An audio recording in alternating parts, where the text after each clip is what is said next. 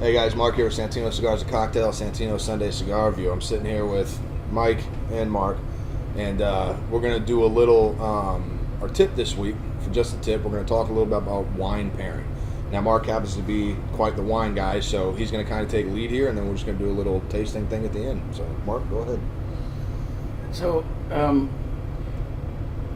this time we're going with a Pinot Noir from Sonoma, and specifically Russian River Valley, and it actually, strangely, I wouldn't have expected this one to be strong enough to stand up to the bold flavors of this cigar, but it really does.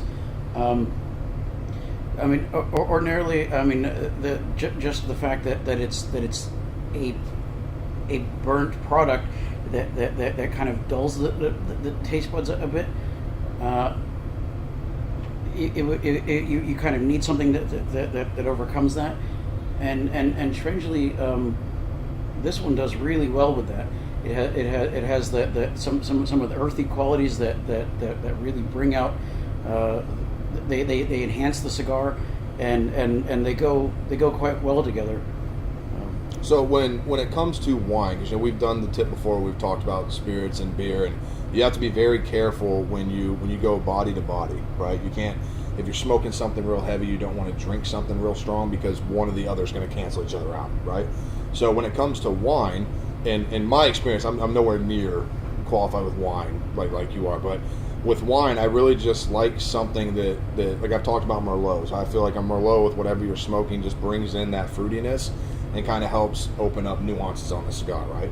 So when it comes to pairing these, what's the best way to choose a wine based on what you're smoking?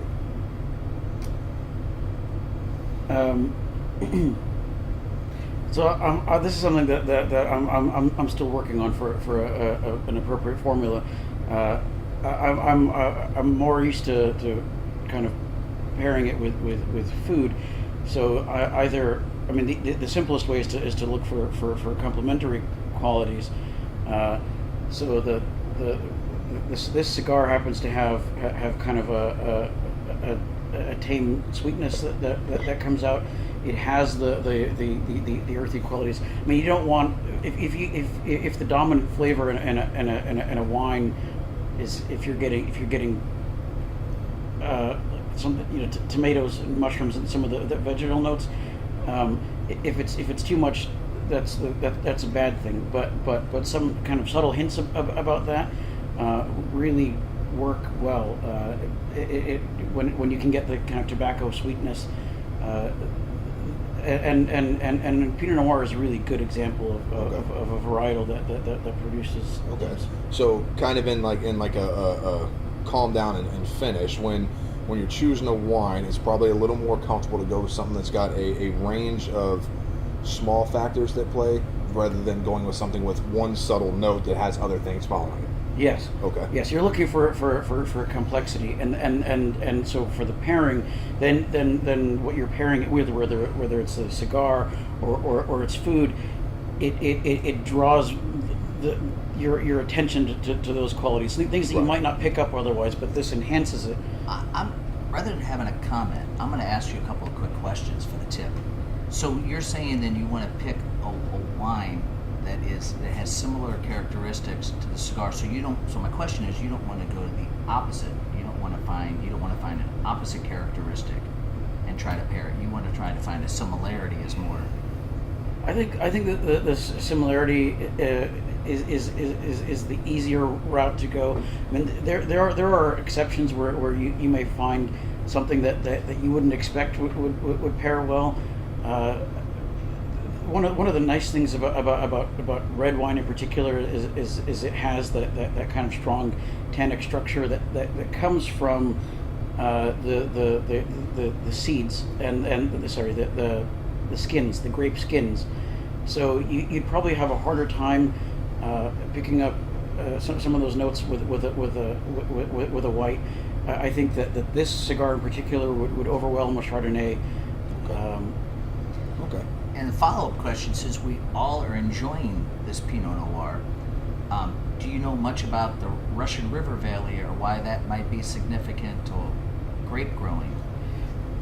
Actually, I would expect I've actually never visited a tobacco farm, but I all of it ties together in that it's based on microclimate.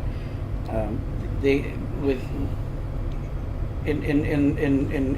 there's it's not really an accident that Sonoma happens to lend itself well to grape growing. It has the right soil structure. The grapes have to kind of they struggle to survive.